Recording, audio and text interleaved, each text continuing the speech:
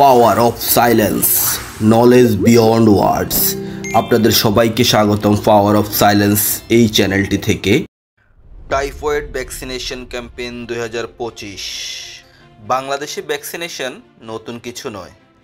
এই তো অল্প কয়েক বছর আগেই আমরা বাংলাদেশে সবাই করোনা টিকা নিয়েছি। সো ভ্যাকসিনেশন আমাদের কাছে নতুন কিছু নয়। এছাড়াও বাংলাদেশে অতীতে যক্ষ্মা, ম্যালেরিয়া, পোলিও এইসব নিয়ে সরকার কাজ করেছিল।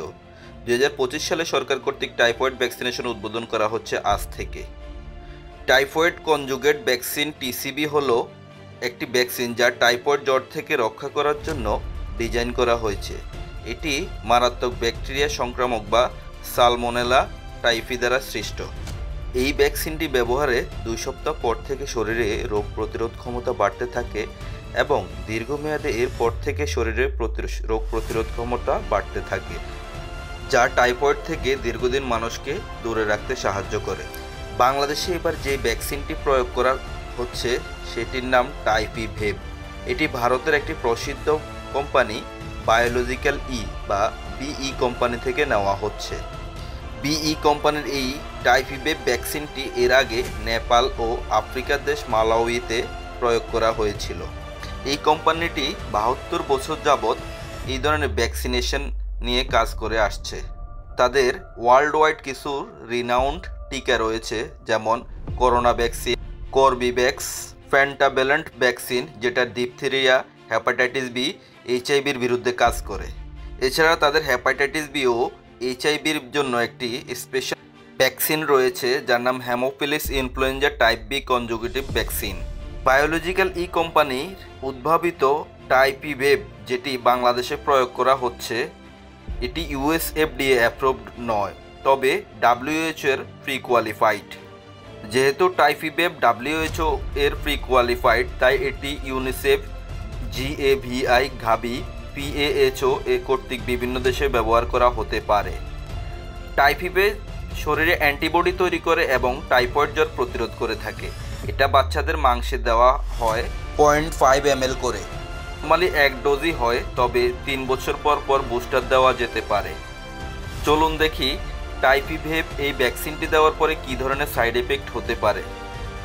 ইনজেকশন স্থানে ব্যথা বা ফোলা হতে পারে, হালকা জ্বর হতে পারে, অলস বা দুর্বল লাগতে পারে, মাথা ব্যথা বা শরীর ব্যথা থাকতে পারে, হালকা বমি ভাব বা ক্ষুধামন্দা হতে পারে।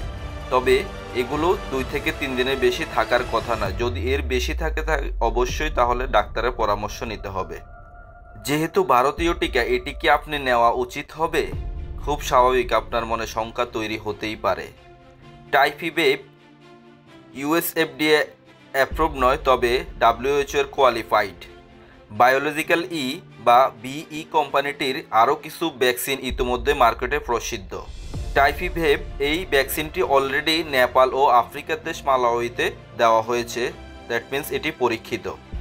আপনি আরও জেনে আশ্চর্যিত হবেন যে ভারত ভ্যাকসিন উৎপাদনে বিশ্বে অন্যতম প্রধান দেশ এবং বিশ্বে ফার্মাসিউটিক্যাল ফ্যাক্টরি অফ ভ্যাকসিনেশন হিসেবে ভারত পরিচিত। ভ্যাকসিন উৎপাদনে ভারত পৃথিবীতে দ্বিতীয়। বছর ভারত থেকে প্রায় 30 কোটি ডোজ ভ্যাকসিন আন্তর্জাতিক বাজারে পাঠানো হয়।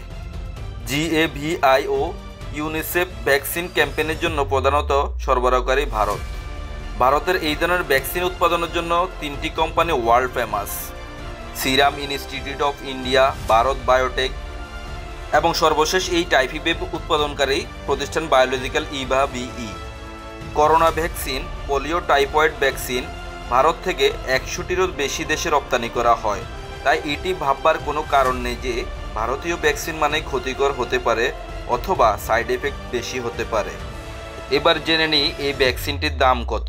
এই ভ্যাকসিনটি ভায়াল 2500 থেকে 3200 টাকা দামে বিক্রি হয় বিভিন্ন ফার্মাসিতে।